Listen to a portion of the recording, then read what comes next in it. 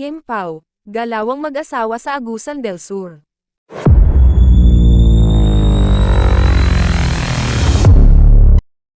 Talagang tinodo nina Paulo Avellino at Kim Cho ang kanilang pagpapakilig sa kanilang mga tagahanga sa mga dinaluhan nilang mall show na magkasama. Labis naman na natutuwa ngayon ang mga tagahanga nilang dalawa dahil talagang level up ang kanilang relasyon kahit pa wala pang inaamin na kahit ano ang dalawa. Sa kabila ng pagbuhos ng malakas na ulan sa Agusan del Sur ay hindi ito nakahadlang kina Kim Cho at Paulo Avellino na magbigay ng saya at kilig sa kanilang mga tagahanga na hindi rin inalintana ang malakas na ulan, masilayan lamang sina Paulo Avellino at Kim Cho.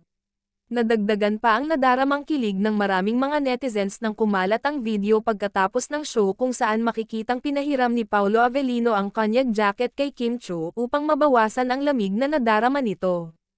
Kinilig ang maraming mga fans ni Kim Cho dahil talagang makikita umano kay Paulo Avellino ang kanyang care at pag-aalaga kay Kim Cho. Talagang napaka-gentleman umano nitong si Paulo Avellino kaya naman nababagay umano na maging bagong boyfriend ni Kim Cho. Samantala, may ilan rin namang mga netizens ang humihiling sa mga tagahanga ng tambalang Kim Pao na huwag namang i-pressure ang dalawa at huwag pangunahan ang mga ito. Nauna nang isiniwalat noon ni Paulo Avellino na nais niyang maghinay-hinay na muna ang kanilang mga fans sa pagdedesisyon sa kanilang pribadong buhay.